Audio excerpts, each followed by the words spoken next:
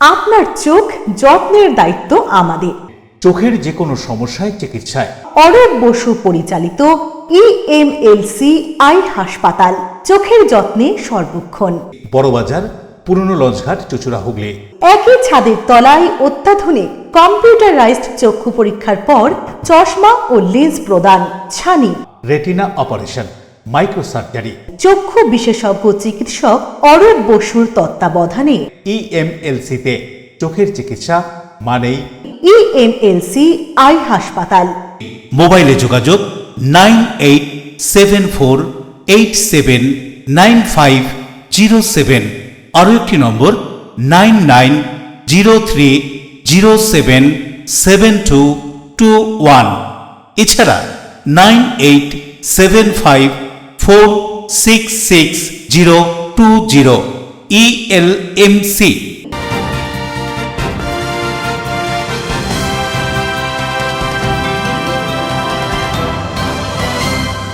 খবরের এই অংশটি নিবেদনে অ্যাকোয়া মেরিনা। নমস্কার, আপনারা দেখছেন এলএমসিএল নিউজ। আপনাদের সঙ্গে রয়েছি আমি মৌ। বিস্তারিত খবরে যাওয়ার আগে দেখে নেব আজকের হেডলাইন্স। 2026-এর মাধ্যমিক পরীক্ষার শেষ দিনে হুগলির বেশ কয়েকটি পরীক্ষা কেন্দ্র পরিদর্শনে পশ্চিমবঙ্গ মধ্যশিক্ষা পর্ষদের সচিব সুব্রত ঘোষ। সাংবাদিকদের নানান প্রশ্নের উত্তর দেন তিনি। বিবাহ বহির্ভূত সম্পর্কে যে স্ত্রীকে খুনের অভিযোগ স্বামীর বিরুদ্ধে। হাওড়া ডোমজুড়ে চাঞ্চল্যকর ঘটনায় গ্রেফতার এক অভিযুক্ত স্বামী পলাতক। হুগলি দাঁতপুর ব্লকের মাকালপুর পঞ্চায়েতের ধলারবাগান এলাকায় চাষযোগ্য জমিতে যাওয়া আসার জন্য জায়গার দাবিতে বিক্ষোভ কৃষকদের, পরিস্থিতি নিয়ন্ত্রণে পুলিশ। অবশেষে 35 বছর পর চন্দননগর বিবিধহাটে বাম আমলের অর্ধসমাপ্ত স্টেডিয়ামের পূর্ণাঙ্গ রূপ পেল। এদিন প্রদর্শনী ম্যাচের মধ্য দিয়ে স্টেডিয়ামের উদ্বোধন হলো। আসছি বিস্তারিত খবরে। বুধবার 2026-এর মাধ্যমিক পরীক্ষার শেষ দিনে হুগলি জেলার একাধিক পরীক্ষা কেন্দ্রগুলি ঘুরে দেখলেন মধ্যশিক্ষা পর্ষদের সচিব।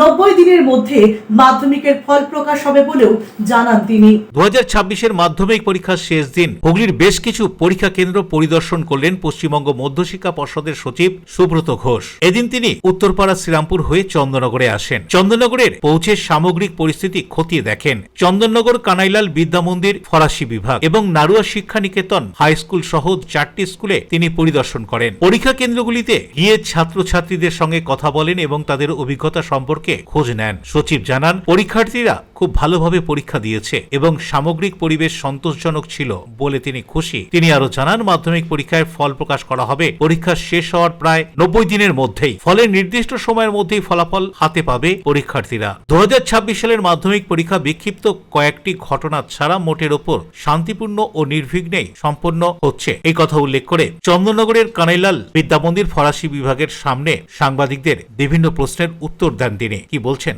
শুনুন। আমাদের ছেলেমেয়েরা পরীক্ষা দিচ্ছে, কীরকমভাবে পরীক্ষা দিচ্ছে, আমরা যেভাবে সমস্ত ইনফ্রাস্ট্রাকচার তৈরি করতে বলেছি সেইগুলো ওরা পাচ্ছে কিনা, এইগুলো দেখার জন্যেই আমরা সকালবেলা থেকে এসে হুগলি জেলায় এইটা চতুর্থ ভেন্যু করলাম, আমরা পরিদর্শন করলাম।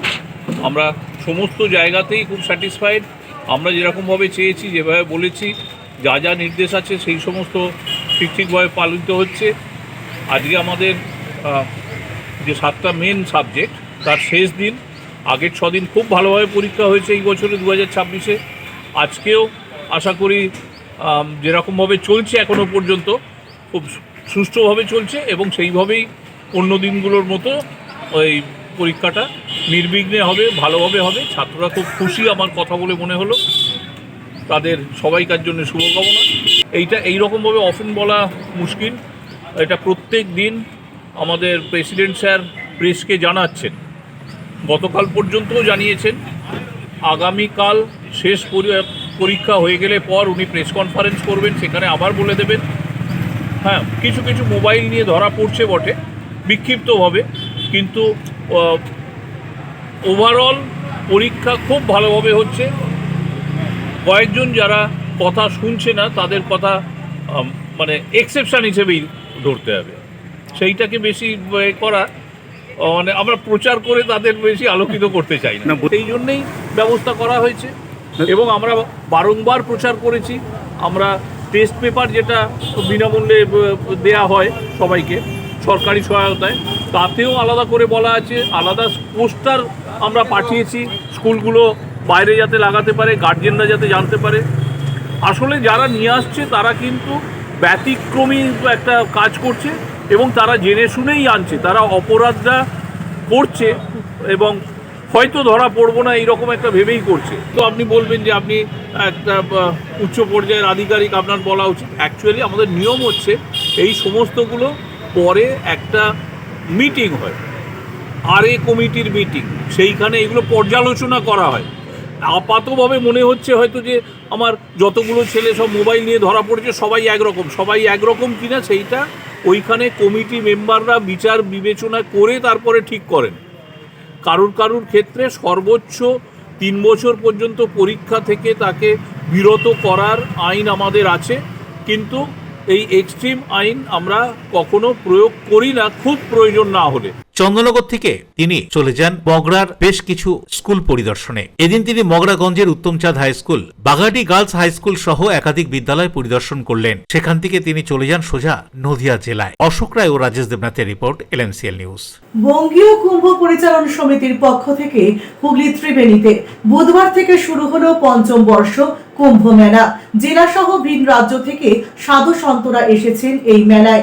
এবছর কুম্ভ মেলায় বিশেষ আকর্ষণ কাঁচ বাবা, যিনি কিনা ভাঙা কাঁচের উপর দাঁড়িয়ে আছেন।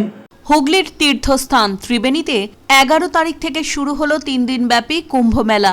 বঙ্গীয় কুম্ভ পরিচালন সমিতির পক্ষ থেকে বিগত 4 বছর আগে শুরু হয়েছে এই কুম্ভ মেলা। কথিত আছে প্রায় 700 বছর আগে ত্রিবেণীতে কুম্ভ মেলা অনুষ্ঠিত হয়েছিল। এরপর বিগত 4 বছর ধরে এই কুম্ভ মেলার আয়োজন করা হয়। এবছর এই মেলা 5ম বর্ষ।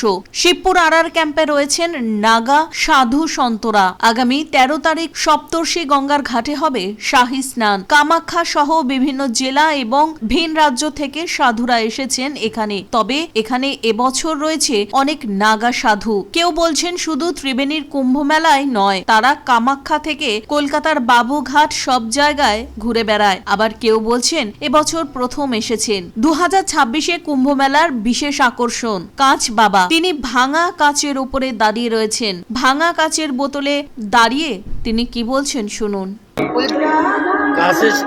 আমি কামাখ্যা থেকে এসেছি, জোনাকড়া। মা কামাখ্যা দোয়ার আশীর্বাদে আমি কাজের সঙ্গে যুদ্ধ করি আর কাজ পাওদে কাজ ভাঙি গুঁড়ো করে দিই। আমি এটা মা কামাখ্যার আশীর্বাদে সাধনা করি। ওম নমো নারায়ণ। কতদিন ধরে এটা করছেন? এটা আমি করছি আপনার মোটামুটি 4 থেকে 5 মাস হচ্ছে। মানে পায়ে কেটে যায় না, লাগে না? এটা সাপের সঙ্গে যদি যুদ্ধ করছি, এখন একটা সাপ পড়ে আছে, শার্ট হয়ে ঘুমিয়ে আছে, আমি জঙ্গলের মধ্যে আমি চলে যাচ্ছি হেঁটে, আমি ওকে খেয়াল করিনি। ওকে যদি এরকম করে আমি পাড়া দিলাম, ও তো আমাকে কামড় দিবে।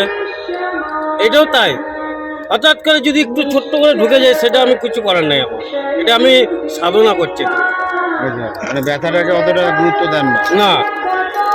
রাজেশ দেবনাথের report, LMCL news. Android mobile ফোনে AI টুলস ব্যবহার করে পরীক্ষায় টুকলিতে প্রযুক্তির ব্যবহার। AI সব জানে, তাই এখন আর চিরকুটে লিখে পরীক্ষা কেন্দ্রে নিয়ে যাওয়ার ঝক্কি পোহাতে হয়নি নকল নবিশদের। সবকিছুর মধ্যে তবু একটা প্রশ্ন উঠে আসছে, পরীক্ষা হলে পরীক্ষক থাকা সত্ত্বেও কিভাবে মোবাইল নিয়ে পরীক্ষা কেন্দ্রে ঢুকছে পরীক্ষার্থীরা। রাজ্যের বিভিন্ন জেলায় মাধ্যমিক পরীক্ষা কেন্দ্রে মোবাইল নিয়ে ধরা পড়ার খবর সামনে এসেছে। হুগলিতেও 3টি ঘটনা জানা যায়। চুচুড়ার একটি নামী স্কুলে মোবাইল নিয়ে পরীক্ষা দিতে ঢুকেছিল পরীক্ষার্থী। ধরা পড়ে তার পরীক্ষা বাতিল হয়। প্রথম দিন মোবাইল নিয়ে সেন্টারে ঢুকেছিল এক পরীক্ষার্থী। তখনও পরীক্ষা শুরু না হওয়ায় তার পরীক্ষা বাতিল না হলেও মোবাইল সিজ করা হয়। গত শনিবার এক পরীক্ষার্থী রীতিমতো মোবাইলে প্রশ্নের উত্তর বের করে পরীক্ষা দেওয়ার সময় হাতে নাতে ধরা পড়ে। এদিন ভৌতবিজ্ঞান পরীক্ষায় হুগলির গার্লস স্কুলে মোবাইল নিয়ে পরীক্ষা দিতে গিয়ে ধরা পড়ে এক ছাত্রী। কিন্তু মোবাইল নিয়ে কেন পরীক্ষা কেন্দ্রে ঢুকেছে পরীক্ষার্থীরা? অ্যান্ড্রয়েড ফোনে AI টুলস ব্যবহার করে সব প্রশ্নের উত্তর পাওয়া যায়। AI সব জানে, তাই এখন আর চিরকুটে লিখে নিয়ে যাওয়ার হ্যাপা পোহাতে চাইছে না নকল করে যারা। মধ্যশিক্ষা পর্ষদ মাধ্যমিক পরীক্ষার সময় যে নির্দেশিকা দেয় তাতে স্পষ্ট বলা থাকে, কোনো ইলেকট্রনিক গ্যাজেট, স্মার্ট ওয়াচ বা মোবাইল ফোন নিয়ে পরীক্ষা কেন্দ্রে প্রবেশ করা যাবে না। কেউ প্রবেশ করে ধরা পড়লে তার পরীক্ষা বাতিল হবে। তারপরেও AI সাহায্য নিয়ে পরীক্ষা দিতে ঝুঁকি নিচ্ছে পরীক্ষার্থীরা, আর চিন্তা বাড়ছে পর্ষদের। পরীক্ষা কেন্দ্রে পুলিশ, পরীক্ষা হলে পরীক্ষক থাকা সত্ত্বেও কি করে মোবাইল নিয়ে ঢুকছে সেটাও ভাবনার। হুগলি জেলা মধ্যশিক্ষা পর্ষদের জয়েন্ট কনভেনার শুভেন্দু গড়াই কি বলছেন শুনবো। দেখুন, হুগলিতে অ্যাজ সাচ সেরকম কিছু বড় ইনসিডেন্টস কিছু ঘটেনি। আমাদের যারা পর্যবেক্ষক রয়েছেন স্কুলে, ইনভিজিলেটর যারা রয়েছেন, তাদের রোস্টার করে মূল প্রবেশদ্বারের সামনে পরীক্ষার্থীরা যেখানে ঢোকে পরীক্ষা কেন্দ্রে, সেখানে কিন্তু নিয়মিত রুটিন করে তারা দাঁড়িয়ে থাকেন এবং মহিলা ক্যান্ডিডেটদের জন্য মহিলা টিচার এবং যারা পুরুষ ক্যান্ডিডেট তাদের জন্য পুরুষ টিচার তারা ভালোভাবে চেক করে ঢোকান। তাই আমাদের হুগলির পরীক্ষা কেন্দ্রগুলিতে সেরকম কিছু ঘটনা ঘটেনি। একটা ইনসিডেন্ট এখনো অবধি ঘটেছে, তো বাকি কিন্তু আমরা আটকে দিচ্ছি, আমাদের ইনভিজিলেটার্সরা আটকে দিয়েছে। তো দেখুন, চিটিং করা এটা তো যে ঐতিহাসিক একটা প্র্যাকটিস, একটা অভ্যাস চলে আসছে, দীর্ঘদিন ধরে চলে আসছে। তো এখন পদ্ধতিটা চেঞ্জ হয়েছে, এআই টুলসে এআই সব রকম উত্তর বলে দিতে পারে। তো এইটার সুযোগ নেওয়ার চেষ্টা করছে কিছু দুষ্টু স্টুডেন্ট। এটা তো কিন্তু আমাদের যেটা কাজ, যে পরীক্ষাটা যাতে ওদেরকে এই চিটিংটাকে আটকানো হয়, সে আটকানোর জন্য আমরা প্রায় সম্পূর্ণরূপে সফল। যদিও নতুন নতুন পদ্ধতি আসছে, যেমন সাইবার ওয়ার্ল্ডের ক্ষেত্রেও দেখছেন হ্যাকিং এরও নতুন নতুন পদ্ধতি চলে আসছে। রিসার্চাররা তারা চেষ্টা করে যাচ্ছেন যে কিভাবে এটাকে আটকানো যায়। আমরাও কিন্তু এই পরীক্ষা ব্যবস্থাটাকে ছাত্রছাত্রীদের কোনো ডিস্টার্ব যাতে না হয় সেরকম ভাবে চেকিং করে অনেকাংশে সফল। আমাদের দেখুন, মোবাইল নিয়ে আমাদের বোর্ডের যে গাইডলাইন্স আছে, প্রত্যেক স্কুলে আগে আলাদা আলাদাভাবে মিটিং করে আমাদের বোর্ড প্রেসিডেন্ট মাননীয় ওইখানে বলে গেছেন এবং আমরা প্রচারও করেছি। আগে অনেকগুলো প্রস্তুতি মিটিং হয়, তো সেই প্রস্তুতি মিটিংয়ে কিন্তু পরিষ্কার করে দেওয়া হয়েছে কোনো ছাত্রছাত্রী যাতে মোবাইল নিয়ে পরীক্ষা কেন্দ্রে না আসে। এবং সব তো স্কুলের ছাত্রছাত্রী, সব স্কুলেই এই বার্তাটা বারবার পৌঁছে দেওয়া হয়েছে এবং বোর্ড একটা করে পোস্টারও প্রত্যেকটা পরীক্ষা কেন্দ্রে পাঠিয়েছে, একাধিক পোস্টার। সেগুলো কিন্তু মেন গেটেই আমরা আগে থেকে চেটানোর ব্যবস্থা করেছি, মানে ভেন্যু সুপারভাইজারটা করেছেন। সেগুলো দেখে মোবাইল চোরাচোর আনছে না। কিন্তু কিছু তো স্টুডেন্ট থাকেই যারা চেষ্টা করে সারা বছর পড়বো না কিছু, এটা তো চিরদিনই ছিল, আগেও ছিল, এখনো আছে, ভবিষ্যতেও থাকবে। তাদেরকে আটকানোটা আমাদের কাজ। তো আমরা প্রচুর মিটিং করেছি এবং খুব সুন্দরভাবে ইনভিজিলেটরসরা হুগলি জেলায় কাজ করছেন। ভেন্যু সুপারভাইজাররা এবং সেন্টার সেক্রেটারিরা, অফিসিয়াল ইনচার্জরা, আমাদের পুরো টিম খুব ভালো কাজ করছেন মাননীয় বোর্ড সভাপতি ডক্টর রামানুজ গাঙ্গুলি স্যারের নির্দেশ অনুযায়ী। তো তাতে আমরা কিন্তু এই চুরিটাকে আটকাতে অনেকাংশেই সফল। Bureau report, LMCL news. বিবাহ বহির্ভূত সম্পর্কের জেরে স্ত্রীকে খুনের অভিযোগ উঠল স্বামীর বিরুদ্ধে। ঘটনায় তীব্র চাঞ্চল্য হাওড়ার ডোমজুর থানার অন্তর্গত জালান কমপ্লেক্স চত্বরে। ঘটনা তদন্তে পুলিশ। বিবাহ বহির্ভূত সম্পর্কের জেরে স্ত্রীকে খুনের অভিযোগ স্বামীর বিরুদ্ধে। চাঞ্চল্যকর এই ঘটনাটি ডোমজুর থানার অন্তর্গত জালান কমপ্লেক্সের। পুলিশ সূত্রে জানা গিয়েছে, মুর্শিদাবাদের বাসিন্দা রাহুল শেখ তার স্ত্রীকে নিয়ে ভাড়া থাকতেন জালান কমপ্লেক্সের 3 নম্বর গেটের 5 নম্বর লেনে। দুজনেই কাজ করতেন গেঞ্জি কারখানায়। এই কারখানার ঠিকাদার রোশন কুমারের সঙ্গে রাহুলের স্ত্রীর বিবাহ বহির্ভূত সম্পর্ক গড়ে ওঠার অভিযোগ। আর এই ঘটনা নিয়েই ওই দম্পতির মধ্যে বিবাদ চরমে ওঠে। স্বামীর চাপে বাধ্য হয়ে ঠিকাদারের বিরুদ্ধে ডোমজুর থানায় গতকাল শ্লীলতাহানির অভিযোগ করেন রাহুলের স্ত্রী। পুলিশ ঠিকাদারকে গ্রেপ্তার করে, কিন্তু এরপরেও স্বামী স্ত্রীর ঝামেলা থামেনি। এদিন ঘর থেকে স্ত্রীর দেহ উদ্ধার হয়। ঘটনার পর থেকে স্বামী রাহুল শেখ পলাতক। পুলিশের সন্দেহ এটা খুনের ঘটনা। ডোমজুর থানার পুলিশ তদন্ত শুরু করেছে। মৃতদেহ ময়না তদন্তের জন্য পাঠানো হয়। क्या से चोट था? वो मारा है इधर, उतना तो नहीं देखा, इधर ही देखा था। इधर तो कमर से ये हुआ था। छुरी से मारा गया? छुरी से तो मैं मालूम नहीं। হাওড়া থেকে দেবকুমার দেবের report, LMCL news. LMCL news এখন সময় বিজ্ঞাপন বিরতির। বিরতির পর ফিরে আসছে অন্যান্য খবর নিয়ে, সঙ্গে থাকুন। হুগলির দাঁতপুর ব্লকের মাকালপুর পঞ্চায়েতের ধলারবাগান এলাকায় চাষযোগ্য জমিতে যাওয়া আসার জন্য জায়গার দাবিতে বিক্ষোভ কৃষকদের। পরিস্থিতি নিয়ন্ত্রণে পুলিশ। অবশেষে 35 বছর পর চন্দননগর বিবিধহাটে বাম আমলের অর্ধ সমাপ্ত স্টেডিয়ামের পূর্ণাঙ্গ রূপ পেল। এদিন প্রদর্শনী ম্যাচের মধ্য দিয়ে স্টেডিয়ামের উদ্বোধন হলো। দাদা, পাসবই এখানে আপডেট করাবো? দিন, আমি করে দিচ্ছি।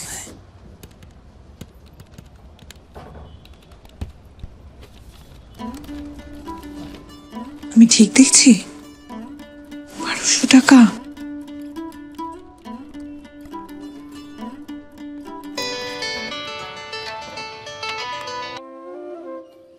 বলো। আপনি কি করছেন বলুন তো? কেন, আমি কি করলাম? 1200 টাকা অ্যাকাউন্টে পাঠিয়েছেন।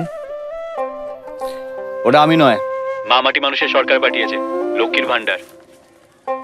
কি? সরকার টাকা দেয়? জেনারেল হলে মাসে মাসে 1000 টাকা, আর SC ST আদার্স হলে মাসে মাসে 1200 টাকা, যাতে গ্রামে গ্রামে মা বোনেরা স্বাবলম্বী হতে পারে। হঠাৎ ফেরত চাইবে না তো? ফেরত চাইবে কেন? এই তো এখানে কতজন আছে যারা লক্ষ্মীর ভান্ডার নিয়েছে, দেখবেন। এই তোমরা সবাই লক্ষ্মীর ভান্ডার সময় মতো পাচ্ছ তো? দিদি দিচ্ছে, আমরা পাচ্ছি। শুনলে? আমি শুধু তোমার আধার কার্ড আর ব্যাংক ডিটেলস দিয়ে প্রসেস করে দিয়েছিলাম। একটা কথা মনে রাখবে, রাখে সরকার তো মারে কে। যাও গিয়ে বীজ কেনো।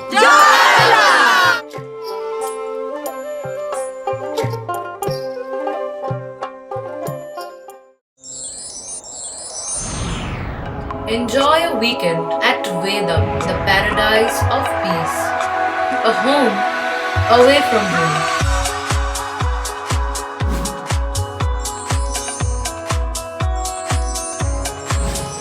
See yourself resonating with the nature. Vedam welcomes you to create your best memories.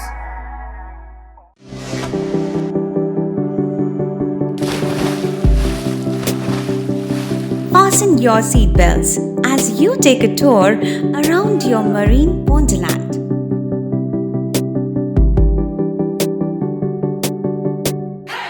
Spend a day at Aqua Marina and enjoy an array of water slides that give you butterflies in your tummy.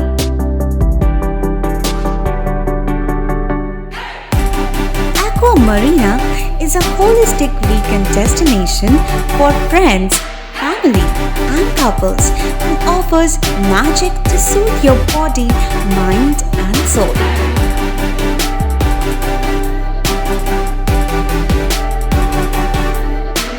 Aqua Marina, your customized magician. Welcome aboard and see the magic unfold. Chuchura station থেকে হাঁটা পথে মাত্র 5 minute, খাদিনার মোড়, GT রোডের পাশে জ্যোতিষমার্গ Ananda Marga primary স্কুলের ঠিক উল্টো দিকে, শহরের মাঝে সবুজের কাছে আপনার স্বপ্নের নেড় নির্মালয়া কমপ্লেক্স। এখানে ফ্ল্যাট নিলেই আপনি পাচ্ছেন swimming pool, multi gym, auditorium, ছোটদের খেলার জায়গা, ইনডোর গেম, কমিউনিটি হল, মন্দির, নিরাপত্তার জন্য সম্পূর্ণ সিসিটিভিতে মোড়া, এছাড়াও জগিং এর সুবিধা। বাজার, হাট, স্কুল, কলেজ সবই হাঁটা পথ। নির্মালয়া কমপ্লেক্স, ভুবনপতি প্রজেক্টস প্রাইভেট লিমিটেড, জ্যোতিষমার্গ, খাদিনার মোড়, আনন্দমার্গ প্রাইমারি স্কুলের ঠিক বিপরীতে, চুচুড়া। মোবাইলে যোগাযোগ 8961296081, আরও একটি নম্বর 9062320433। আপনার স্বপ্নের নির্মালয়া কমপ্লেক্স। নিজেকে ডিভিসির একজন অফিসার পরিচয় দিয়ে টাকা নিয়ে ডিভিসিতে চাকরি দেওয়ার নামে প্রতারণার পাশাপাশি ডিভিসির কাজ করিয়ে টাকা না দিয়ে উধাও হয়ে যাওয়ার অভিযোগ উঠল এক ব্যক্তির বিরুদ্ধে। টাকা নিয়ে ডিভিসিতে চাকরি দেওয়ার নামে একাধিক পরিবারকে প্রতারণা করার অভিযোগ উঠল এক ব্যক্তির বিরুদ্ধে। পাশাপাশি ডিভিসির কাজ করিয়ে টাকা না দিয়েও উধাও হয়ে যাওয়ার অভিযোগও সামনে এসেছে। আর এই ঘটনাকে কেন্দ্র করে হুগলি জেলার পান্ডুয়া এলাকায় তীব্র চাঞ্চল্য ছড়িয়েছে। স্থানীয় সূত্রে জানা যায়, পান্ডুয়া ব্লকের শিমলাগড় ভিটাসিন গ্রাম পঞ্চায়েতের তালবোনা কলোনি এলাকায় কয়েক সপ্তাহ আগে রসময় পাইক নামে এক ব্যক্তি এসে উপস্থিত হন। তিনি নিজেকে ডিভিসির একজন অফিসার বলে পরিচয় দেন। এলাকার মানুষজনকে তিনি জানান, ডিভিসিতে কিছু কাজের জন্য সুপারভাইজার নিয়োগ করা হবে এবং সেই চাকরির জন্য প্রত্যেককে 13,660 টাকা করে দিতে হবে। স্থানীয়দের অভিযোগ, ওই ব্যক্তির কথা বিশ্বাস করে 4 থেকে 5টি পরিবার চাকরির আশায় তাকে নির্দিষ্ট অঙ্কের টাকা দিয়ে দেন। পাশাপাশি ডিভিসি খাল পরিষ্কারের কাজের জন্য প্রতিদিন 600 টাকা করে মজুরি দেওয়ার আশ্বাসে 18 থেকে 19টি পরিবার কাজ করতে রাজি হয়ে যান। অভিযোগ অনুযায়ী রসময় পাইকের কথা মতো ডিভিসি খাল পরিষ্কারের কাজ শুরু হয়। প্রায় 5 কিলোমিটার খাল পরিষ্কার করা হয় এবং স্থানীয়দের দাবি 10 থেকে 12 দিন ধরে প্রত্যেককে কাজ করেছেন, কিন্তু কাজ শেষ হওয়ার পর টাকা দেওয়ার কথা উঠতেই ওই ব্যক্তি নানা অজুহাতে বিষয়টি এড়িয়ে যেতে থাকেন। এরপর হঠাৎই তার মোবাইল ফোন বন্ধ হয়ে যায় এবং তিনি সম্পূর্ণভাবে উধাও হয়ে যান। স্থানীয় বাসিন্দারা আরো অভিযোগ করেন, কাজ চলাকালীন খালের মধ্যে কাজ করতে গিয়ে একাধিক শ্রমিকের পায়ে কেটে যাওয়ার মতো দুর্ঘটনাও ঘটে। সেই সময় রসময় পাইক নিজেই চিকিৎসার নামে কাউকে ইঞ্জেকশন দেন, কাউকে আবার ওষুধও খাওয়ান। কোনো প্রশিক্ষিত চিকিৎসক না হয়েও কিভাবে তিনি এই চিকিৎসা করলেন, এ নিয়েও প্রশ্ন উঠছে। কি বলছেন অভিযোগ করে ভুক্তভোগী ভুক্তভোগীরা। শুনুন। হ্যাঁ, বললো যে ডিবিসিতে কাজ চাকরি দেবো, ওই তোমার তোমার সুপারভাইজারের চাকরি দেবো, তা 13,000 করে টাকা লাগে। আচ্ছা, 13,500 660 টাকা আমার বলেছে। 13,500 660 টাকা, 13,660 টাকা করে নেওয়া হয়েছিল। এটা কি চাকরি দেবে বলে? হ্যাঁ, বলছে যে সুপারভাইজার দেখাশোনা কাজ করতে পারবে, তোমার ছেলেটা বেকার আছে, একটা সুযোগ করে দিয়ে যায়। মানে আপনার ছেলেকে চাকরি দেবে বলেছিল? ছেলের বয়স কত? 22-23 বছর। আচ্ছা, এরপর তারপরে টাকাটা দিয়ে দিলাম। টাকাটা দিয়ে দিলে উনি বললো যে বৃহস্পতিবার সোমবারের থেকে কাজে লাগবে, তো আপনার ছেলে ওই যেখানে থাক, বাসা ভাড়া থাকতো, ঘর ভাড়া, সেই ঘরটা ছাড়িয়ে দিয়ে উনি ছেলেটা চলে আসলো। ঘটনা ঘটেছে। এবার ডিবিসি এই যে আমরা কাজটা করেছি 100 দিনের মতনই কাজটা আমরা করেছি। এবার টাইমলি বেশি গেছে, ঠিক আছে। বৈকাল 4, এই সকাল 9টা থেকে বৈকাল 4টে অবধি আমাদেরকে কাজ করেছে। 18-19টা লোকে কাজ করেছে। আমরা দিন আনা দিন খাই। হ্যাঁ, 18-19টা লোকে কাজ করে আমরা একটা টাকা পাইনি। সে আমাদেরকে ভাওতাবাজি করে, এমনকি আমাদের গ্রামের থেকেও 2-1জনের থেকেও টাকা পয়সা নিয়ে চলে গেছে। এবার আমরা বলুন কে সে ব্যক্তি? কে সে? ডিবিসির একটা লোক বলছে আমি ডিবিসির কাজ করাই। নাম হচ্ছে রসময় পাইক। বললো বর্ধমান ডিস্ট্রিক্টে বাড়ি। এবার সেই বুঝে আমরা কাজে লাগানো, নিশ্চয়ই কোনো ডিবিসির অফিসার হতে পারে, যে আমরা কাজ করলাম। সেই থেকে আমরা থানাও গেছিলাম, রিপোর্ট করেছি, সব কিছু করেছি, কিন্তু আমরা কোনো সুযোগ সুবিধা এখনো পাইনি। ও কি আপনাদেরকে কাজ দেবো বলে কি ভাওতাবাজি করে দিয়েছে? হ্যাঁ, কাজ দেওয়ার জন্যই এসেছিল। এবার কাজ করিয়েছে আমাদেরকে। এবার ডিবিসি কি পরিষ্কার করা কাজ করেছিল? হ্যাঁ, ডিবিসি এই যে পানা ফানা আছে, এগুলো পয়সা করে করেছে, যে আমাদেরকে একটা টাকা দেয়নি। কতদিন কাজ করেছিলে? আমরা এক একজনা 10 দিন 12 দিন করে কাজ করেছি। আচ্ছা, মানে এক একজন কত টাকা করে মোটামুটি দিয়ে গেছে? এক একজনা মোটামুটি 600 টাকা করে, 600 টাকা করে রোজ। তো ওই 6,000, কারু 7,000, কারু 5,000 এম করে পাবে। মানে 1,50,000-2 টাকা। 1,50,000-2 টাকা ও নিয়ে চলে গেছে। আর এই ঘটনাকে কেন্দ্র করে উঠছে নানান প্রশ্ন। দেখুন, আপনার মুখ থেকেই আমি এই খবরটা পেলাম। আশা করি ওটা আমি খোঁজ খবর নেবো সিমলাগড় পঞ্চায়েত থেকে প্রধানকে বলে, যদি প্রকৃতই এটা কাজটা করে থাকে তাকে আইনত ব্যবস্থা নেওয়ার জন্যে আমি প্রশাসনকে জানাবো। Pandua bureau, LMCL news. গত 48 ঘন্টায় রাজ্যের 2 জেলায় পৃথক পৃথক অগ্নিকাণ্ডের ঘটনা। হাওড়ার একটি কারখানা এবং দোকানে এবং হুগলির চুঁচুড়ার একটি বেসরকারি লজে। প্রতিটি ক্ষেত্রেই দমকল কর্মীদের তৎপরতায় নিয়ন্ত্রণে আসে আগুন। ক্ষয়ক্ষতি হলেও হতাহতের কোনো খবর নেই।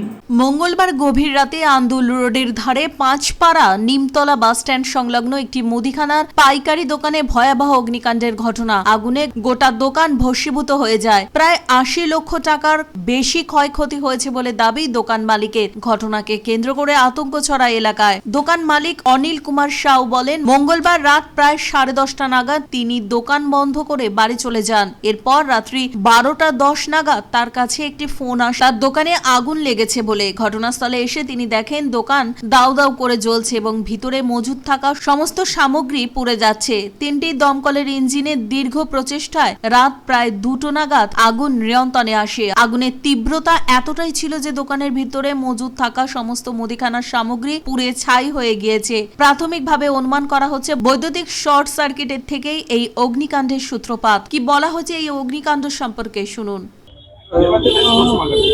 কতক্ষণ লাগলো? মোটামুটি অনেকটা পুড়ে গেছিল। পুরো পুড়ে গেছে। আপনার এই হোলসেলের দোকান, কিছু কি অবশিষ্ট কিছু পেয়েছেন? মানে সবই শেষ হয়ে গেছে দাদা। সব শেষ হয়ে গেছে। তবুও যেখানে হোলসেল মাল, মানে আপনার অনেক মাল ছিল, আনুমানিক কত টাকার ক্ষতি হতে পারে বলে অ্যাপ্রক্স মনে করছেন? অ্যাপ্রক্স তো আপনার মোটামুটি 80 লাখ টাকার উপর ছিল। পুরো হোলসেলের, মানে মাল তো এক জায়গায় ফাঁকা ছিল, অনেক কটা স্টোর ছিল। হাওড়ার বাঁকড়া মিশ্রপাড়া এলাকায় একটি কারখানায় আগুন। এদিন দুপুরে এই অগ্নিকাণ্ডের ঘটনা ঘটে ওই কারখানায়। ধোঁয়ায় ভরে যায় চারদিক। ওই কারখানায় লোহার খাট তৈরি হয়। আগুন লাগার ঘটনায় চাঞ্চল্য ছড়িয়ে পড়ে গোটা এলাকায়। স্থানীয়রা প্রথমে আগুন নেভানোর কাজ শুরু করে, পরে দমকলের একটি ইঞ্জিন এসে আগুন নিয়ন্ত্রণে আনে। শর্ট সার্কিট থেকেই এই অগ্নিকাণ্ডের ঘটনা বলে জানিয়েছেন দোকান মালিক। ইলেকট্রিক মানে শর্ট সার্কিট হয়ে ওইটা মানে বফিংয়ে যে মানে মশলা আছে না, ওই মশলাতে ধরে নিয়েছি। এখানে আমাদের স্টিল ফার্নিচারের কাজ হয়, খাট ফাটে হয়। তো বর্তমানে ওটা পলিশ হয়, আমাদের লেবার জবে কাজ হয়, পলিশে কাজ হয়। তো ওই পলিশে মানে যে কিছু কিছু কেমিক্যাল, মানে কেমিক্যাল মিনস মানে যে ওর বাবরি থাকে না, মানে জুটগুলো, ওইটা তো মোটর থেকে মানে বেরোয়, সেই জন্যে ওইটা মানে একটা কিছু শর্ট সার্কিট হয়েছে, শর্ট সার্কিট হয়ে এটা লেগে গেছে। হ্যাঁ, মোটরে দিয়ে পালিশ হয়, মোটর দিয়ে পলিশ হয়। বলছি তো আপনাকে শর্ট সার্কিট হয়ে, শর্ট সার্কিট হয়ে গরম না, পাখা সব আছে ওখানে, পাখা সব আছে। যারা কাজ করছিল এখানে অনেকদিন ছিল, অনেকদিন, হ্যাঁ সবই ছিল। চুঁচুড়ার বড়বাজার পুষ্পলজ সংলগ্ন একটি বাড়িতে চলছিল নির্মাণ কাজ, সেখানেই আগুন লাগার ঘটনাকে কেন্দ্র করে চাঞ্চল্য এলাকায়। স্থানীয় সূত্রে জানা গিয়েছে ওই নির্মাণ কাজ চলাকালীন কর্মীরা সেখানে কাঠে রান্না বান্না করে মধ্যাহ্ন ভোজন সারেন। এদিনও সেই মতো রান্না খাওয়া শেষে তারা সেখান থেকে চলে যান। তবে আগুন সম্পূর্ণ না নেভায় হাওয়ার উস্কানিতে আগুনের শিখা বৃদ্ধি পেতে থাকে, পাশাপাশি গলগল করে ধোঁয়াও বের হতে থাকে। বিষয়টি নজরে আসতে আতঙ্কিত হয়ে পড়েন এলাকাবাসীরা। খবর দেওয়া হয় দমকলে, দমকল কর্মীরা এসে আগুন নিয়ন্ত্রণে আনে, যদিও এই ঘটনায় কোনো ক্ষয়ক্ষতির খবর পাওয়া যায়নি। লেবাররা রান্না করছিল, আগুনটা নিভিয়ে যায়নি, এই জন্য আগুন লেগে গেছে। এটা কি নতুন কনস্ট্রাকশন হচ্ছে? না, পুরোনো করে রিপেয়ার হচ্ছে। এখানে কি যে মিস্ত্রিরা কাজ করছে তারা এখানে কি রোজই থাকে, রোজই রান্না করে নাকি? কিন্তু এরকমভাবে আশপাশে বাড়িও রয়েছে, আপনি কিছু বারণ করেননি যে একটু? রোজিত করে, আজকে আগুনটা নিভিয়ে যায়নি, রোজিত করে। রাতে কেউ থাকে না এখানে? কি করে জানতে পারলেন আপনারা? পাশের বাড়ির লোক ফোন করেছিল, কাউন্সিলর ফোন করেছিল। নতুন বাড়ির কনস্ট্রাকশন চলছে, থাকেন না ভিতরে লেবাররা, মানে দিনের বেলা বা বিকেলবেলা মানে রান্না করার জন্য আগুন জ্বালিয়েছিল কাঠ দিয়ে, এবং আগুনটা থেকে গেছে, তালা বন্ধ ছিল, সেটাই পাশের বাড়ি থেকে কলটা করে যায়। পরে উনি এসছে, ওনার উপস্থিতিতে অল্পই ছোটো আগুনের মধ্যেই আসছে আর কি। মূলত রান্না করার জন্য যে কাঠ ব্যবহার করেছিল ওটাই থেকে গেছে, আগুনটা ওনারা চলে গেছে তালা দিয়ে, ওটা থেকেই আগুনটা ধরেছিল। ঠিক সময় না দিলে তারা বড়, হ্যাঁ অবশ্যই এরকম ওনাকে বলেও গেছি যে এরকম যেহেতু থাকেন না, আশপাশে বাড়িও রয়েছে, আশপাশে বাড়িও আছে, কমপ্লেনও করছে। যাই হোক, ওনাকে বলে দিয়েছি যে আপনি থাকেন না যখন এই বিষয়গুলো অ্যালাউ করবেন না, আপনার উপস্থিতিতে একটা বড় ঘটনা আগামী দিন না। দেবকুমার দেও ও বরুণ দাসের রিপোর্ট, LMCL নিউজ। চাষযোগ্য জমিতে চাষ করতে দেওয়ার দাবিতে হুগলির মাকালপুর গ্রাম পঞ্চায়েতের অন্তর্গত ধলারবাগান এলাকায় ঘেরা জমির মধ্যে বিক্ষোভ চাষিদের, ঘটনাস্থলে দাঁতপুর থানার পুলিশ। হুগলির ধনিয়াখালী বিধানসভার অধীন দাঁতপুর ব্লকের অন্তর্গত মাকালপুর গ্রাম পঞ্চায়েতের ধলারবাগান এলাকায় বেশ কিছু কৃষক বিক্ষোভ দেখায়। বিক্ষোভকারী কৃষকদের দাবি চাষযোগ্য জমিতে অবিলম্বে চাষ করতে দিতে হবে, জমিতে যাওয়ার রাস্তা দিতে হবে। কোনো এক কারখানার কর্তৃপক্ষ জমিতে যাওয়ার জন্য যে জায়গা দিয়ে যাতায়াত করতে হয় সেই জমি কিনে ফেলে এবং সেটি ঘিরেও ফেলে। কৃষকদের দাবি সেই রাস্তা ছেড়ে দিতে হবে যাতে তারা সহজভাবে জমিতে যাওয়া আসা করতে পারে। আর সেই দাবিতেই এদিন তারা বিক্ষোভে সামিল হয় ওই ঘেরা জমির জায়গায়। খবর পেয়ে ঘটনাস্থলে পৌঁছায় দাঁতপুর থানার পুলিশ। কৃষকদের দাবি প্রশাসনের কাছে গিয়েও কোনো লাভ হয়নি। সংশ্লিষ্ট কারখানার জল জমিতে আসায় জমির ফসল নষ্ট হচ্ছে বলেও কৃষকরা দাবি তোলেন। সেই নোংরা বর্জ্য জল জমিতে আসা বন্ধ করতে হবে। এই নিয়ে কৃষকরা বেশ কিছুক্ষণ বিক্ষোভ দেখায়। কি বলছেন বিক্ষোভরত কৃষকরা, শুনুন।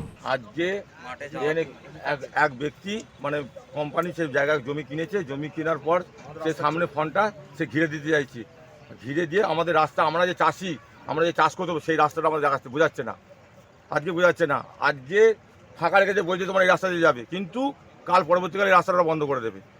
যেহেতু সেই হিসেবে আমরা আন্দোলন নেমেছি, আমরা চাষিরা নিজেরা সবাই আন্দোলন নেমেছি যে আমাদের স্থায়ী রাস্তা চাই। আর হচ্ছে নিকাশি, জল নিকাশি, জানেন স্যারের ফ্যাক্টরির জল যেন আমাদের চাষির জমিতে না যায়।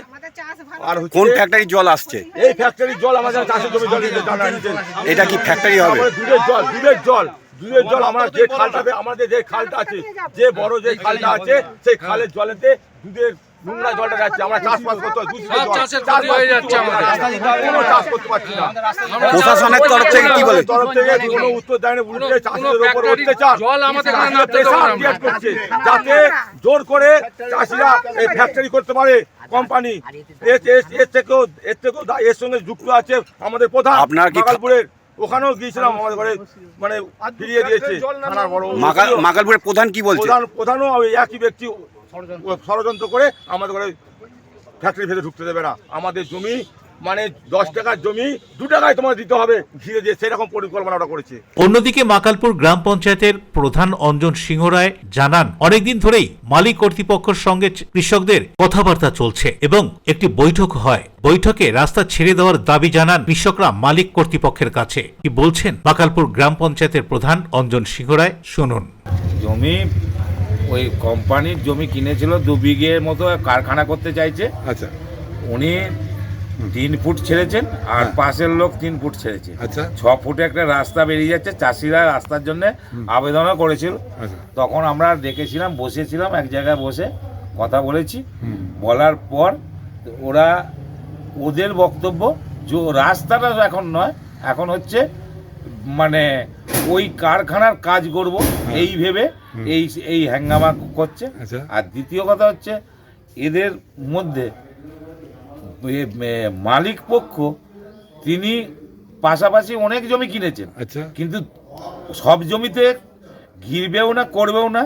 আমাদের মাকালপুর পঞ্চায়েত থেকে 2 বিঘের ওপর উনি পারমিশন পেয়েছেন কারখানা করার জন্য, কিন্তু ওনার ওই কারখানাতে যখনই কাজ করতে যায় তখনই কিন্তু কিছু পাবলিক কাজ মানে ওখানে কন্ট্রাক্টারি করবে বলে ঝামেলা করে। এইটি হচ্ছে তার। Bureau report, LMCL news. নিচ্ছি বিজ্ঞাপন বিরতি, বিরতির পর ফিরে আসছি অন্যান্য গুরুত্বপূর্ণ খবর নিয়ে, সঙ্গে থাকুন। অবশেষে 35 বছর পর চন্দননগর বিবিধহাটে বাম আমলের অর্ধসমাপ্ত স্টেডিয়ামের পূর্ণাঙ্গ রূপ পেল। এদিন প্রদর্শনী ম্যাচের মধ্য দিয়ে স্টেডিয়ামের উদ্বোধন হলো। আপনার সন্তানের উজ্জ্বল ভবিষ্যৎ গড়তে ব্লুমিং বার্ড স্কুল ইংরেজি মাধ্যম স্কুল ক্লাস 1 to 12 CBSE বোর্ডের অনুমোদন প্রাপ্ত ইংরেজি মাধ্যম স্কুল ব্লুমিং বার্ড স্কুল। ছাত্রছাত্রীদের উন্নত মানের পড়াশোনার জন্য উন্নত মানের গ্রন্থাগার, অত্যাধুনিক বিজ্ঞান ল্যাব। পড়াশোনার পাশাপাশি বিভিন্ন বিষয়ে ছাত্রছাত্রীদের পারদর্শী করে গড়ে তুলতে খেলাধুলা ও অন্যান্য বিষয়ের ওপর জোর দেওয়া হয়। ব্যান্ডেল, আদি সপ্তগ্রাম, চুচুড়া। মোবাইলে যোগাযোগ 9432473854, 8100244522, 6290756582, Bandel 6290710223, Chuchura 8100104646, blooming bird school, Bandel, আদি সপ্তগ্রাম, চুচুড়া। 37 বছর ধরে আমরা আপনাদের সঙ্গে blooming bird school. Our success in CBSE exam 2025 98.76%.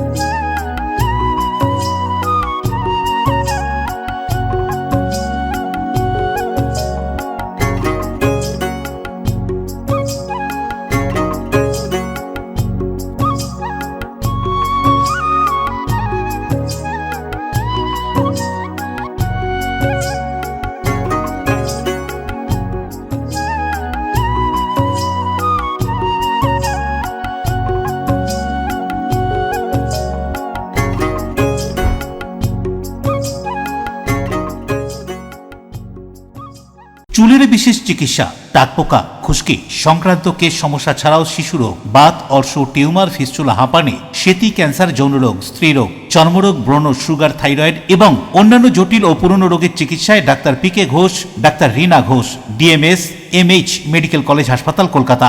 বসছেন সিঙ্গুর, বলরামবাটি, ভদ্রেশ্বর, কলকাতা, নান্দা, আকাশ ইটভাটা, রাজার বাথান, উদয়সঙ্গ, চুচুড়া স্টেশন রোড, মানকুণ্ডু, চন্দননগর। কোথায়, কখন, কবে পাবেন তা জানতে মোবাইলে যোগাযোগ করুন 9239473066, আরও একটি নম্বর 9831547595। প্রখ্যাত চিকিৎসক ডাক্তার পিকে ঘোষ, ডাক্তার রীনা ঘোষ, DMS, কলকাতা।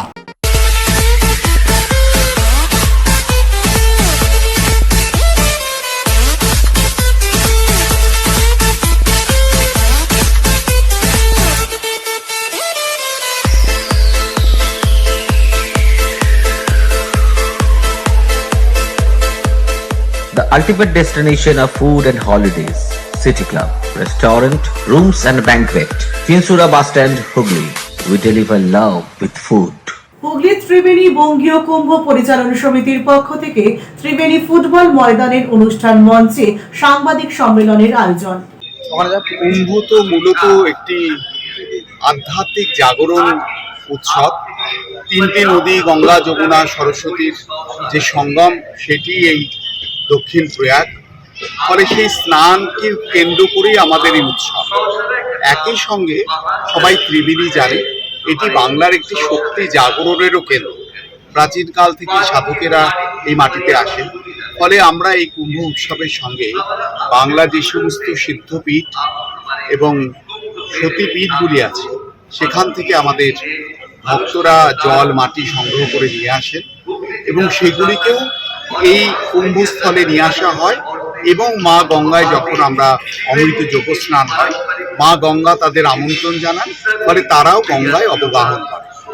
আগামীকাল এখানে যে রুদ্রাভিষেক যজ্ঞ হবে, অর্থাৎ 29শে মাঘ 12ই ফেব্রুয়ারি, তখন ডাকাত কালীবাড়ি থেকে মায়েরা সেই পবিত্র জল মাটি নিয়ে স্থানীয় ওঙ্করিং আশ্রমে আসবেন।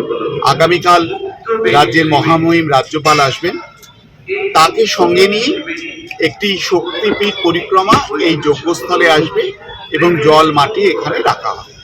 এবং আগামী পরশু অর্থাৎ 30শে মাঘ সংক্রান্তির দিন সাধু সন্তরা এলাকা পরিভ্রমণ করে যখন অমৃত কুম্ভ স্নানে অবগাহন করবেন, তখন সেই শক্তিপীঠ এবং সিদ্ধপীঠের যে মাটি তারাও একত্রিত হয়ে মা গঙ্গায় নিজেদের নিমন্ত্রণ করবে। এটি মূলত আমাদের এই উৎসবের মূল পরিকল্পনা। আজকে এই উৎসবের সূচনা হলো 28শে মাঘ 11ই ফেব্রুয়ারি। আজকের দিনটি আমরা শিশুদের জন্য উৎসর্গ করি। প্রতি বছর এরকম থাকে। সকালে আপনারা দেখেছেন যে বাচ্চারা এখানে ছবি আঁকা মধ্যে দিয়ে নিজেদের সমবেত করেছিল। সকালে এখানে একদম সূচনা হয়েছে সূর্য অর্ঘ্য দিয়ে। ভারত সেবাশ্রম সঙ্গে মাতাজিরা এসেছিলেন, তারা দীপ প্রজ্বলনের পর সূর্যকে অর্ঘ্য দেন। 99 সালের পর তো আমরা 21 সালে আমি এখানে এসেছিলাম, তখন ঠিক হয়েছিল যে আবার আমরা নতুন করে কুম্ভ শুরু করব। 2022 সালে কোভিডের সময় আমরা এই প্রথমবার আবার 705 বছর পর আবার আমরা কুম্ভ শুরু করেছিলাম। কোভিডের সময় হওয়া সত্ত্বেও 55,000-এর মতো পুণ্যার্থী এসেছিলেন এবং স্নান করেছিলেন এখানে। আমার স্ত্রী হৈমন্তী, ও এখানে তখন এসেছিল, আমি আসতে পারিনি সেই কুম্ভে। তো ওরা কোঅর্ডিনেট করেছিল, প্রবীরদা ছিলেন এবং আরও অন্যান্য কর্মী, ছোট্ট একটা টিম এটা শুরু করেছিল। এবছর আমাদের 5ম বৎসর, এই পুনরুজ্জীবিত কুম্ভের 5ম বর্ষ এটা। তো এবারের অনুষ্ঠান সম্বন্ধে বিস্তারিত প্রবীরদা বলবেন। আমি শুধু একটাই বলবো যে এবারের কুম্ভে বহু দূর দূর থেকে সন্তরা এসছেন, কেরালা থেকে এসছেন, কাশী থেকে এসছেন, উজ্জয়ন থেকে এসছেন, কামাখ্যা থেকে এসছেন, বহু সাধু সন্ত এবং প্রায় সখানেক নাগা সাধু আমাদের সঙ্গে এসছেন। হুগলির চুঁচুড়া কামারপাড়া গঙ্গাধর সংস্কার কমিটির আয়োজনে এবং চন্দননগর সংবেদ চক্ষু সংগ্রহ কেন্দ্রের সহযোগিতায় চক্ষুদান অঙ্গীকার শিবিরের পাশাপাশি গঙ্গাধর শিব পুজো উপলক্ষে ভোগ প্রসাদের আয়োজন। চুঁচুড়ার কামারপাড়া গঙ্গাধর শিব মন্দির 2026-এর শুরুতেই সমাজ কল্যাণে সাড়া দিয়ে মরণোত্তর চক্ষুদান শিবির সংগঠিত করে শহরবাসীকে জানান দিল তারা শুধু পূজা অর্চনায় সীমাবদ্ধ নেই। সংস্কার কমিটি, গঙ্গাধর শিব মন্দির সংস্কার কমিটি, চন্দননগর সংবেদ চক্ষু সংগ্রহ কেন্দ্রের সহযোগিতায় চক্ষুদানের অঙ্গীকার শিবিরের আয়োজন করেছিল। সাথে ছিল ধর্মালোচনার আয়োজন। স্বামী সন্ময়ানন্দ মহারাজ তার বক্তব্যে ভক্তবৃন্দকে ধর্মকথাও শোনান। এছাড়াও দুদিন গঙ্গাধর শিবের পুজো এবং ভোগ বিতরণেরও আয়োজন করা হয়েছিল। এই ধরনের কিছু বাচ্চা কলকাতার মেডিকেল কলেজগুলোতে সবসময় হাজির। কেন হাজির থাকে? তারা অপেক্ষা করে কোনো একজন সহৃদয় ব্যক্তি তার মৃত্যুর সময় তার চোখ দুটো দান করে যাবে। সেই চোখ দুটো এলে দুটি বাচ্চা তাদের চোখের যে কর্নিয়া অংশটা এটা প্রতিস্থাপিত করা হবে ওই মৃতদেহের যে যার শরীর থেকে আমরা মৃতদেহ থেকে আমরা চক্ষু দুটি পেয়েছিলাম। তো এই কাজটা এটাই হচ্ছে মরণোত্তর চক্ষুদান সঙ্গে মরণোত্তর চক্ষুদান প্রোগ্রামের মূল ব্যাপার, যেখানে কোনো একজন মানুষ তার চক্ষু দানের অঙ্গীকার করে যান তার মৃত্যুর পরে, যখন আমরা গিয়ে সেই চক্ষু সংগ্রহ করি। শ্যামল সিনহার রিপোর্ট, LMCL নিউজ। অবশেষে চন্দননগর বাসীর বহুদিনের দাবি পূরণ হলো। চন্দননগর বিবিরহাট চরকতলায় পুনর্নির্মিত চন্দননগর স্টেডিয়ামের শুভ উদ্বোধন হয়ে গেল। চন্দননগর বিবিরহাটি ইনডোর স্টেডিয়ামের উদ্বোধন হলো বুধবার। ৩৫ বছর আগে বাম সরকারের আমলে পৌর মহানাগরিক অমিয় দাসের তত্ত্বাবধানে ৩৪ কাঠা জমির ওপর এই স্টেডিয়ামে শিলান্যাস করেছিলেন মন্ত্রী সুভাষ চক্রবর্তী। এমনটাই শোনালেন জমিদাতা পাল পরিবারের বরিষ্ঠ সদস্য। সেই স্টেডিয়াম পূর্ণাঙ্গ রূপ পেল চন্দননগরের বিধায়ক তথা রাজ্যের মন্ত্রী ইন্দ্রনীল সেন ও সাংসদ রচনা বন্দ্যোপাধ্যায়ের হাত দিয়ে। এই স্টেডিয়ামের অর্ধ সমাপ্ত কাজ সম্পন্ন করতে ব্যয় হয়েছে প্রায় ১,৩৬,০০,০০০ টাকা। সাংসদ রচনা বন্দ্যোপাধ্যায় সাংসদ তহবিল থেকে ৭৯,২৭,০০০ টাকা এবং বিধায়ক ইন্দ্রনীল সেনের বিধায়ক তহবিলে ৫৭,২৪,০০০ টাকা দেওয়া হয়েছে এই স্টেডিয়ামে। চন্দননগর পৌর নিগমের ১ নম্বর ওয়ার্ডের কাউন্সিলর MIC পাপিয়া সিংহ রায়ের চেষ্টায় চন্দননগরবাসীর বহুদিনের দাবি পূরণ হল। উপস্থিত ছিলেন সাংসদ রচনা বন্দ্যোপাধ্যায়, মেয়র রাম চক্রবর্তী, কৃষ্ণগোপাল চৌধুরী, স্বপন সাহারায় সহ পৌর নিগমের সদস্যগণ। এদিনে চন্দননগরের দুটি team Chandannagar sporting union oh boys ক্লাবকে সঙ্গে নিয়ে মিনি ফুটবলের আয়োজন করা হয়। তখন দিয়েছিলাম আমরা 34 কাঠা 8-6টা 14 স্কোয়ার ফুট এই জায়গাটা তখন দিয়েছিলাম 20/7/88 সালে। তারপরে টালবাহানার মধ্যে দিয়ে যেতে যেতে 1993 সালে আমাদের এটা শিলান্যাস করেন মাননীয় স্পোর্টস মিনিস্টার সুভাষ চক্রবর্তী মহাশয়, এবং তার তত্ত্বাবধানে যথারীতি শিলান্যাস হওয়ার পর আস্তে আস্তে কাজটা শুরু হয়ে তারপরে থমকে যায়। তারপরে বিগত কয়েক বছর চলে যাওয়ার পর বোর্ডও পাল্টায়। তারপরে রাম চক্রবর্তী মহাশয় মেয়র তৎকালীন তিনি উদ্যোগী নিয়ে তারপরে তার পরিকল্পনায় আস্তে আস্তে কাজটা শুরু হয়। তারপরে যা হয় আস্তে আস্তে আস্তে আস্তে আমরা দেখে আসছি। আপনারা খুশি তো? মানে খুশি, মানে অত্যন্ত খুশি। এই কারণে আমাদের কাছে অনেক প্রস্তাব এসেছিল বা ফেসবুকেতে সবাই জানিয়েছিল যে আপনারা এত বড় জমিটা যে দিয়েছেন তার জন্যে আপনাদের কি রিটার্ন পেলেন। তো আমরা ভেবেছিলাম যে কবে হবে না হবে, আমরা খুব, কারণ আমার দাদা বা আমি, আমার সামনেই স্কুল আছে, বাবার পরিকল্পনা ছিল বা আমাদেরও ছিল যে বাচ্চাদের একটা কিন্ডারগার্টেন স্কুল থাকবে একদিকে, একদিকে বাচ্চাদের খেলাধুলা হবে, এই নিয়ে আমরা চালাবো। তো যাই হোক, বাবা স্বর্গত স্বর্গীয় হয়ে গেছেন। এবার আমরা এত খুশি বলে বোঝাতে পারবো না, এই কারণে যে এই ঘাসেতে আজকে আমাদের যে অনুষ্ঠানটা চলছে এবং আজকে এই উদ্বোধনী দিনটা 11 তারিখে, সেটা কিন্তু আমাদের মানে খুবই অভিভূত করেছে এবং মাননীয় সাংসদ রচনা বন্দ্যোপাধ্যায়কে জানাই আন্তরিক আমাদের পরিবারবর্গ থেকে শুভেচ্ছা। শ্যামল সিনহা ও বরুণ দাসের রিপোর্ট, LMCL নিউজ। আসছি আবহাওয়ার খবরে। আজকে দিনের সর্বোচ্চ তাপমাত্রা 28 ডিগ্রি সেলসিয়াস, সর্বনিম্ন তাপমাত্রা 14 ডিগ্রি সেলসিয়াস। বাতাসে আপেক্ষিক আর্দ্রতার পরিমাণ 45%। এখনকার মতো LMCL নিউজ এই পর্যন্তই। প্রতিদিন LMCL নিউজ দেখুন সিটি কেবলের 319 নম্বর চ্যানেলের LMCL ক্লাসিকে সন্ধ্যে 7টা, রাত্রি 11টা, সকাল 8:30 এবং দুপুর 1:30। নমস্কার।